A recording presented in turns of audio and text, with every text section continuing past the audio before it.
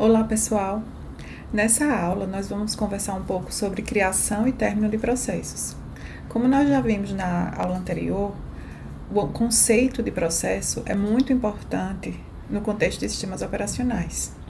Então, é importante que a gente aprenda como é que esses processos são criados, quando são criados e quando são terminados. Além disso, como é que dentro do sistema computacional existe uma hierarquia de processos que podem se comunicar. Para começar, vamos ver como é que os processos são criados. Como nós já vimos, todo programa que vai ser executado tem que estar associado a um processo. Então, a execução de cada programa dentro de um sistema computacional vai estar associada a um processo que tem o seu identificador e que vai estar lá como uma entrada na tabela de processos. Nada vai executar dentro do sistema computacional que não seja representado por um processo, que não esteja associado a um processo. Quando o programa vai ser executado, um processo precisa ser criado. Então, o programa é executado, né? Essa execução vai ser acompanhada pelo processo. E no final, quando a última instrução do programa é executada, esse processo precisa ser encerrado, né? O processo tem que terminar. Dessa forma, para que essa abstração de processo funcione corretamente, é preciso um mecanismo simples para a criação e término de processos. E é sobre isso que a gente vai conversar agora. Para começar, vamos pensar quais são os eventos que vão ocorrer ao longo do tempo em um sistema computacional que vão causar a criação de um processo. O primeiro que vem na mente deve ser a inicialização do sistema, né? Quando nós ligamos o computador e o sistema operacional inicia, nesse momento, vários processos vão ser criados, muitos deles são serviços que vão executar ao longo de todo o tempo enquanto o computador estiver ligado, que chamamos de daemons. Muitos deles rodam inclusive em background e nós nem sabemos da existência até que a gente venha estudar sistemas operacionais. Quando o sistema operacional é inicializado, né, ele vai prover vários serviços para os usuários e ao longo da execução do sistema operacional, outros processos podem precisar ser criados. Um outro evento que vai causar a criação de um processo é quando um usuário solicita a execução de um programa. Então, como já vimos, para executar um programa, um processo precisa estar acompanhando essa execução e então, nesse momento, um processo precisa ser criado. Vários processos que já foram criados, vários programas que estão em execução associados a vários processos que já foram criados, eles podem solicitar a criação de novos processos, né? Isso fica muito claro, por exemplo, quando a gente fala de servidores. Um servidor web, por exemplo, ele pode criar vários processos para atender às requisições dos clientes. Em todos esses casos, exceto no primeiro, quando o primeiro processo é criado, na hora da inicialização do sistema, todo novo processo sempre é criado por um processo que já existe. Então, por exemplo, nos sistemas Unix existe um processo que é o initd, que termina em D porque ele é um daemon, que vai rodar o tempo todo. Então, existe esse processo que vai ser o pai de quase todos os outros processos. É ele que vai criar quase todos os outros processos. No macOS existe o launch daemon, que vai ser o processo que vai ser o criador de vários outros processos, né? Mas todo processo ele tem o potencial de poder criar um novo processo. E para isso, os sistemas operacionais precisam oferecer uma chamada de sistema em que o sistema operacional será chamado e um novo processo será criado da forma correta. Claro que quando um processo é criado, é preciso estabelecer um identificador para esse processo, é preciso reservar uma entrada na tabela de páginas para esse processo, né? Existe uma série de atividades que precisam ser realizadas quando um processo é criado e isso deve ser feito pelo sistema operacional da forma correta e da forma eficiente.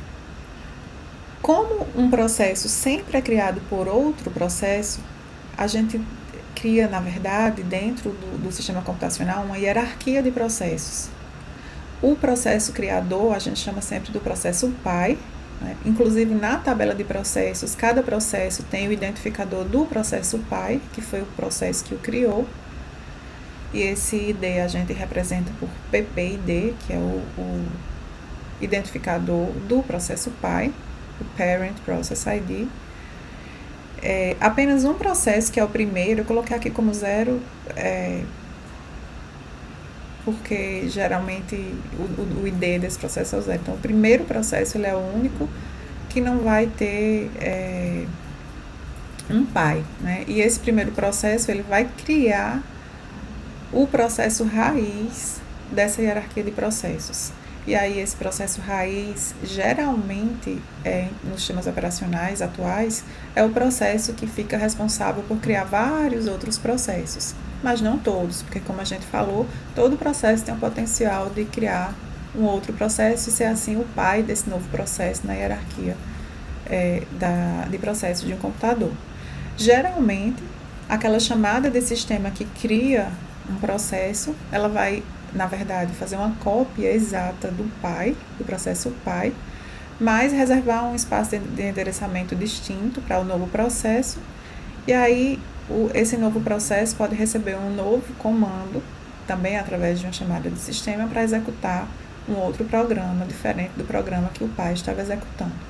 Mas o fato é que, na maioria dos casos, em geral, esse processo filho, apesar de ter iniciado como um clone do pai, ele vai executar um outro programa, provavelmente, e ele especialmente tem um espaço de endereçamento diferente do pai, né? Então, eles não compartilham memória, apesar de terem essa relação tão próxima.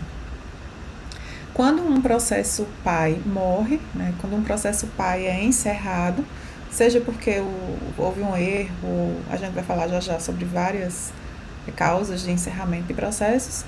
Quando um processo pai é encerrado, o sistema operacional precisa saber tomar atitudes para que esses filhos aqui não fiquem órfãos e fiquem soltos da hierarquia de processos do computador. Então, geralmente, quando o pai morre, dependendo do sistema operacional, esses filhos vão passar a ser filhos da raiz, ou então eles vão ser encerrados também de forma forçada.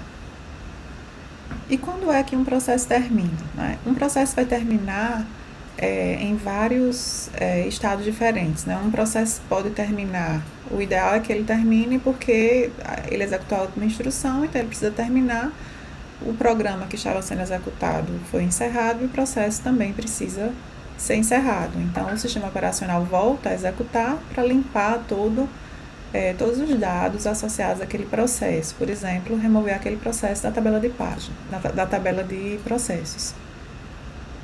Mas um processo também pode ser encerrado por outras razões. Por exemplo, porque ocorreu um erro que impede que aquele processo progrida. Geralmente um erro de entrada. Por exemplo, um programa para continuar, ele precisa ler um arquivo e esse arquivo não existe, né? O nome está errado. Um programa precisa se conectar a um banco de dados, mas essa conexão não foi possível ser estabelecida. Então, o programa pode ser encerrado por essa razão e o processo precisa terminar. Também pode ocorrer por um erro ao longo da execução do próprio programa. Em geral, é um bug, né? Out of memory, muitos arquivos abertos, divisão por zero, enfim, etc. São tipos de erros que podem acontecer e o programa precisa terminar e o processo também precisa terminar.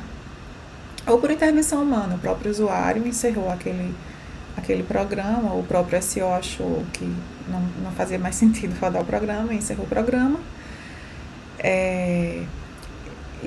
O programa, nesse caso de ser encerrado por outro programa, ele vai ser encerrado por troca de sinais, né? Os processos conseguem se comunicar uns com os outros através da troca de sinais.